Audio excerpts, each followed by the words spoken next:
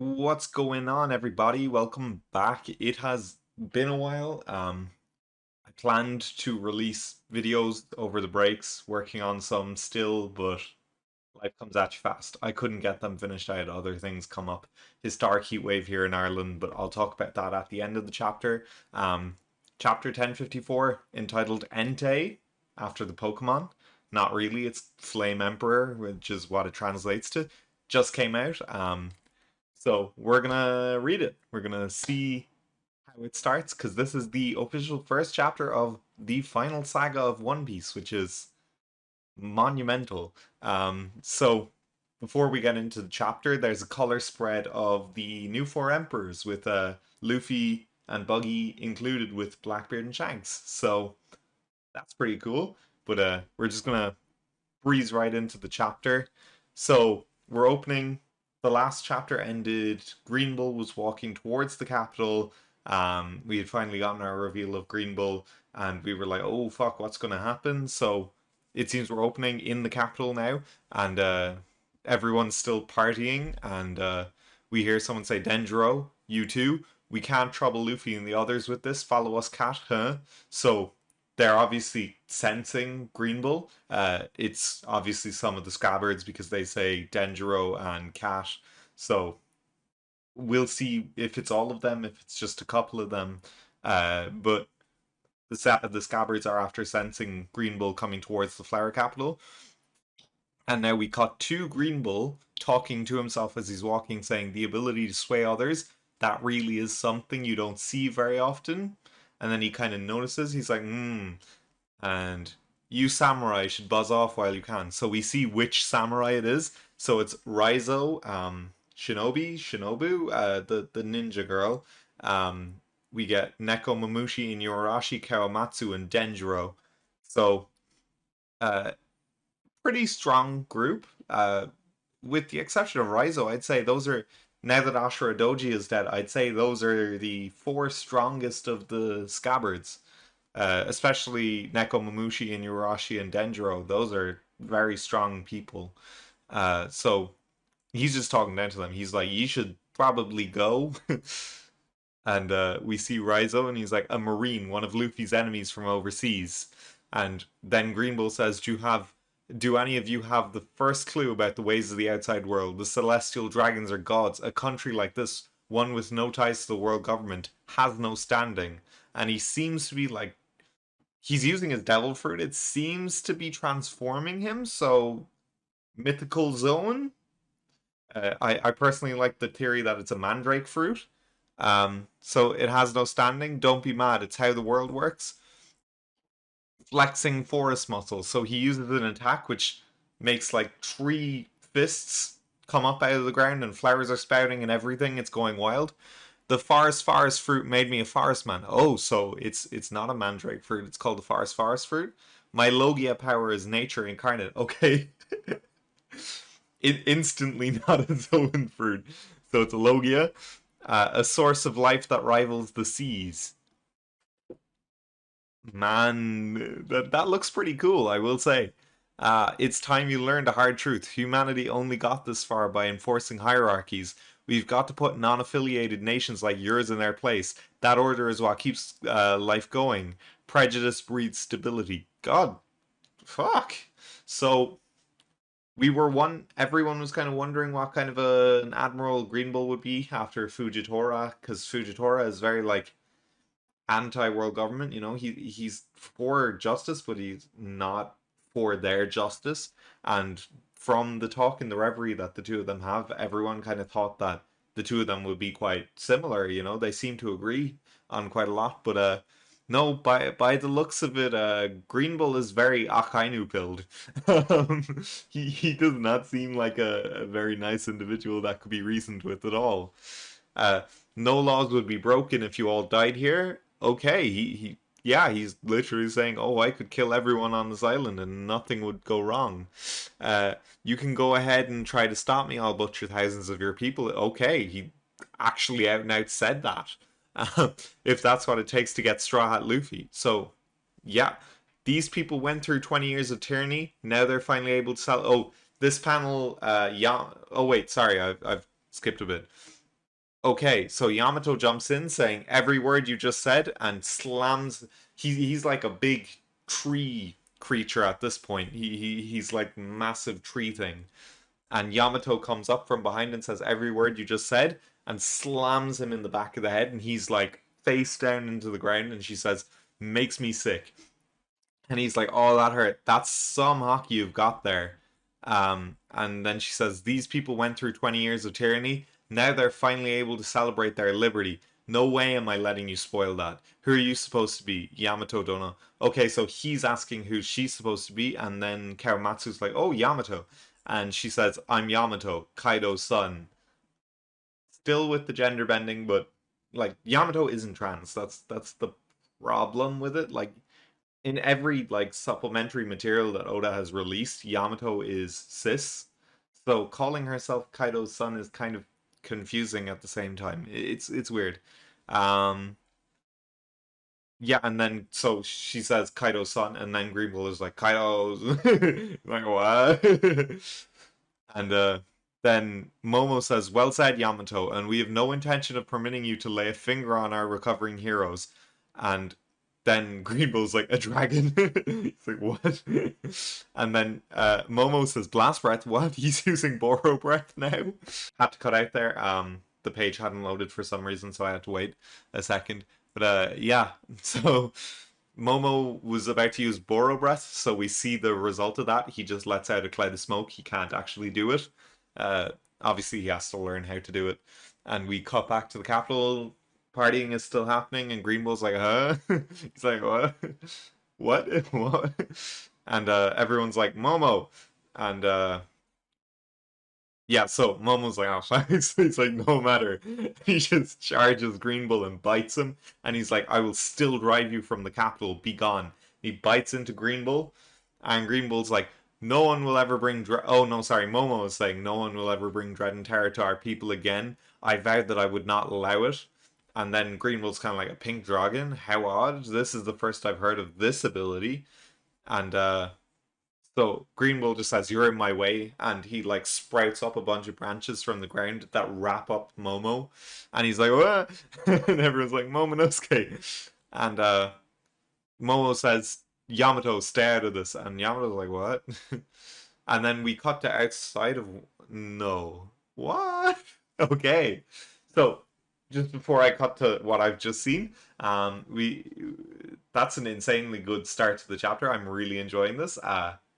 It's going really well. But okay, so we're outside of Wano, and the red-haired pirates are here. So the Red Force is chilling, and they're saying it's surreal, but he's really considered one now. Let's go, boss! Luffy's become a great pirate, so they're celebrating the fact that Luffy is a Yonko now. And we see the red-haired pirates flag, and it's this takes me back. Last time I was here, we were all giving Odin-san a send-off. Momo and Hiyori must be all grown up by now. Uh, Boss, and then we see Lucky Roo, Monster, is it the guy with the monkey? Yasop and one of the other members of the crew, and they're saying, "Boss, let's go see Luffy already. He really is something now." And then Yasop's like, "Hang on, I'm not ready to meet Usopp yet." And the other guy is like, "Kid's here too, right? It hasn't been that long since that brat tried to pick a fight with us, so that guy wants to kill Kid." And he'd probably do it pretty easily.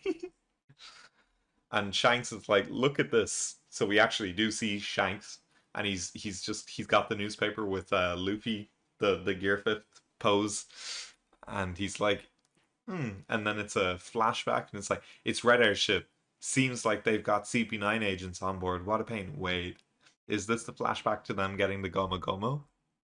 Who cares? Let's go. So yeah, they're attacking a world government ship and there's CP9 agents. Wait, that's a who's who. So yeah, this is the Gomo Gomo. What are they after? It's not like we've got any proper treasure, only some minor devil fruit. What's the big deal? Isn't it just the one that makes you rubbery? Yeah. So that's Gomo Gomo is what I'm gonna continue calling it, but it's technically the Hita no Mi model Nika. It's a mouthful though. And then we see the Shanks version of the flashback to the start of the thing. So They're partying in Fuchsia Village. He is talking to Luffy on the cliffside. Luffy's reading a newspaper, which is, I mean, Luffy can't read. Come on, but obviously he can. And then we see Shanks losing his arm. He's looking back fondly. He's holding it, and then we cut back to the present, and we see some other members of Shanks's crew. Uh, yeah, some other members of Shanks's crew who obviously joined after talking, and they're like, I guess the top officers have a past with him. They really know the Straw Hat Luffy. They say he's like a rampaging demon monkey. He's totally out of hand. That's a monkey mink saying that. Uh, and then Shanks says, I'm not planning to have a reunion with Luffy here. And they're all like, what? Don't you remember what's going on in our own backyard? Okay, so he's like, he, he, he's on the same wavelength as Yasop. But they're saying, oh yeah, that Bart guy claimed he was under Luffy. He put his mark up after burning down our flag. We'd be failing our duties if we just let that slide. So they're gonna go fight Bartolomeo instead of seeing Luffy, even though they're outside of Elbaf. Like they are, I mean, not Elbaf. They're outside of Wano. They're like at the waterfalls, and they're saying, and so it's well, I guess. And he sits down with Beckman to have a cup of sake, and he's saying, "Hey Beck, isn't it about time to go and claim it? The One Piece." No. So I always thought that Shanks really had no interest in the One Piece because he was on Roger's crew. He probably already knew like what was there, but if he's joining the hunt, then I thought the One Piece was just going to be like the true history of the world. But see, there's actually something there that is worthwhile to go after. That he's going after it, you know. And obviously, it has to be something that is worthwhile enough that Shanks, who probably already knows what it is, let's face it, he still talks to Rayleigh and stuff. He probably knows what the One Piece is. Um, he's gonna claim it. That's so wild. And then we cut to the Navy headquarters, formerly G1, and so they're saying we can't let the Revolutionary Army go unchecked any longer, Akainu. I know that, but we don't have any more Marines to deploy. The one they're calling Flame Emperor Sabo? What? He's become a champion for much of the world. So is Sabo like a Yonko now? And what does that make Dragon? Well, not a Yonko, but like equivalent to the Yonkos, but not a pirate. Um, of all the participants in the reverie, the one that was killed was a descendant of one of the founding 20 from 800 years ago, Nefertari Cobra. So Cobra is dead. That's not really surprising, but still, it happened. We all expected it. Like the Gorosei did say that they were going to kill him, and they're saying, "I'm sure this is of great significance for the Revolutionary Army." What? So it's saying in the newspaper that Sabo killed King Cobra, but I don't really believe that. To be honest, I'd say that the Gorosei had him killed and then used Sabo being there as the excuse. They were like, "Oh, this guy killed him," and that probably backfired on them because they're saying that he's a hero for the world. Um, a few hours before that, they attacked the homes of the celestial dragons in the Holy Land, destroying a monument of the divine dragon claw and the symbol of the world nobles. It was a blatant declaration of war. So yeah, that we knew they were doing that. Uh, Admirals Ryokugu and Fujitora took charge of the navy's defenses, but in the end, they succeeded in freeing their former comrade Bartholomew Kuma from the celestial dragon slavery and managed to escape. What? So they got Kuma away, um, which is wild. So that means that Kuma might actually like, I don't even know how to say this, start working again. His brain is like basically shut off, so he might actually become a person again. We know Vegapunk isn't like willingly with the world government, so maybe the revolutionaries will be able to get to him and get him to like restore Kuma's mind. Uh, and so we see who it is. Uh, it's Akainu and Kizaru and some other guy having a meeting, and I'm sure the admirals were restricted because they were fighting in the Holy Land, but don't make excuses for them. Not only was King Cobra assassinated, but around the same time, Princess Vivi somehow went missing. What? Okay, so if Vivi is with the revolutionaries, she's not in any risk. She's not in any danger because she's friends with Luffy. Like they're not going to harm her. Uh, Also, that's why I think Sabo wouldn't have killed Cobra. I'd say he got he got Vivi out after Cobra was killed by the Gorosei. Um, we are still investigating how these cases are connected. So we see the guy. His name is Kuruma, which means black horse. So he has an admiral level name, but he's the chief of the like internal affairs unit kind of a thing. Um, but his actual name is Tensei. But so is he going to be another like admiral level character, uh, which would make even more? And Akainu is kind of walking away. He's like, "Oh, I bet Alabasta's in chaos. Their ship hasn't even left the red port. It's hard for anyone to come and go given the circumstances." And Kizaru's saying, "Does that mean we can close the case on the attempted murder of Saint Charlos?" Uh, Saint Mjosgard excused the criminals. In the Holy Land, the gods' knights have jurisdiction to mediate disputes. It's a complicated situation to say the least. Leave them to it. Uh, it seems like most of these incidents are linked to Sabo. His flames of rebellion are spreading all over the globe.